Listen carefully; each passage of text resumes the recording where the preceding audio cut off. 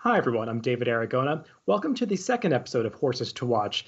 This week, we're going to take a look at three races from three different venues. I like to focus on the NYRA circuit, so I've highlighted three horses that are probably going to be coming back to New York eventually. One horse that ran at Laurel, and another horse that ran at Florida. And that's where we're going to start, down at Gulfstream, with the race that took place on Saturday. It was the ninth race, an optional claiming race for non-winners of two lifetime, other than maiden or claiming or a starter, at a mile and a 16th on the turf. Fillies and mares. And I want to highlight two horses in this race, the number 5 Southern Sis and the number 9 Nantucket Red. Both of these horses had trips, but different types of trips. And there's one in particular that I want to bet back out of this race, and one that I think might be a bit of a trap moving forward. So if we can roll the tape of that race and watch both of these horses come out of the starting gate, you'll see right away the number 9 Nantucket Red kind of gets slammed and gets checked all the way back to the back of the pack. Just not an ideal start for a horse that typically likes to race up in a stalking position.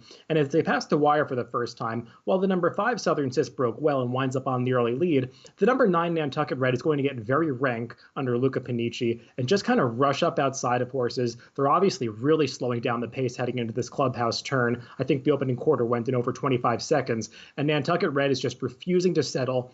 She's a horse, if you watch her prior races, she gets very keen and races, well in hand. She's never, her riders don't have to push her into the race. She takes them there. But this can happen when she doesn't get the proper start, or when a rider tries to rush her up into the race. She just gets overly rank, and she ends up getting this 4-wide trip around the first turn and 4 wide into the backstretch, not really settled.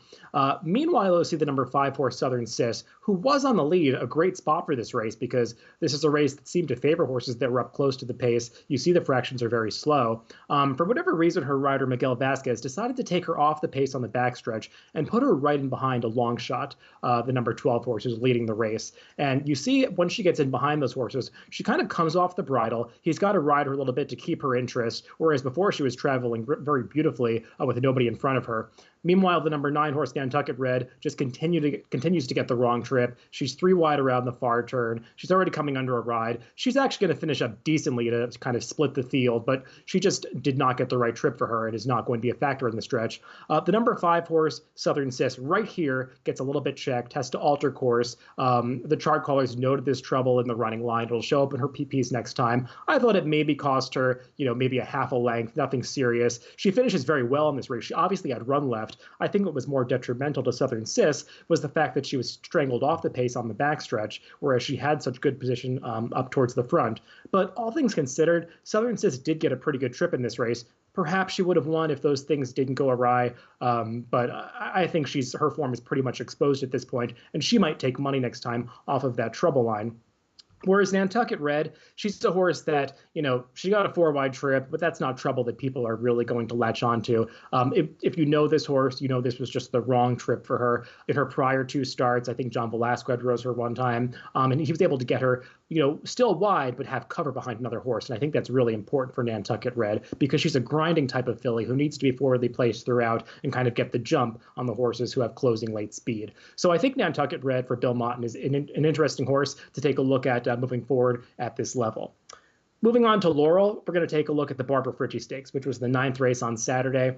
And there's a horse in this race that I've become a fan of, who I just think did not get the chance to show her highest potential in this Barbara Fritchie, and that's the number 4 horse, Dawn the Destroyer. And we can go right to the videotape because right from the start, she has a decent beginning. She gets off in mid-pack, but the real thing to note about Dawn the Destroyer, if you've watched her prior 2 races at Aqueduct, is this is a mare who needs to be outside of horses. We saw that in her November allowance win at Aqueduct when she just kind of dragged herself into the race and just took it over and won so impressively while racing 4 wide around the track. She's the kind of horse that is not really harmed by racing wide because she's a bigger filly that needs to, get into gear, and she needs some time to wind up her run. And when she's racing inside of horses, she's not able to do it. Going back to her last start at Aqueduct when she won the Interborough, she seemed to be going nowhere kind of racing inside of horses for a long time. And then once Junior Alvarado finally got her to the outside, she just kicked into another gear and ran that field down. And you see right here, Junior Alvarado, he really never had a chance to get her outside because it's a crowded field. There are horses all outside outside of him, and she's not kind of dragging him into the race like she has in prior starts. He's really having to get after her to kind of keep her interested while racing down inside. And this is a race, it's worth noting, where the pace was not particularly fast. Comparing this race to the General George, which was one race earlier, they went over a full second faster to the half mile. Looking at Timeform US pace figures, this race was not color-coded blue, and signifying a slow pace, but it was really borderline because even the winner and the horse that finished eventually fourth, who was on the lead, really held on pretty well. And Dawn the Destroyer is coming through with some interest late, but not the same kind of explosive run that we've seen of her when she's able to race outside of horses. So I think Dawn the Destroyer really is this good right now. I think with the right kind of trip, she could have won a race like the Barbara Fritchie, just she didn't get the ideal setup that she really needs in this start. She's probably going to come back to New York in her next start and run in a graded stakes type of race, and I think she'll be very dangerous when she does that. Her Beyer and her Timeform US speed figure took a downturn in this race, but I'm not going to be surprised if she rebounds next time out. Finally, we'll go to Aqueduct for the last race I want to look at. It's a New York bred maiden special weight race for 3-year-olds at 6 furlongs. Not the strongest field overall, but there's a horse that went off at a gigantic price in this race that I think ran deceptively well and might get overlooked when he runs back next time, and that's the number 8 horse Gong Hai Fat Choi. And when we look at the race right from the start, you'll see that this horse doesn't break that well, kind of a length behind the field, and the number 9 horse outside of him actually stumbled, came over on him, and caused him to steady back even more severely than he would have otherwise. So this horse already has lost a ton of ground from just a few strides out of the gate. And they're going pretty fast up front. The number 1, who's a long shot, is a pretty fast horse, and the big Lebanese who goes after him is the eventual winner of this race. They end up going at a pretty quick pace, and Gong Hai Fat Choi is going to just make this steady, premature move into the race while racing extremely wide.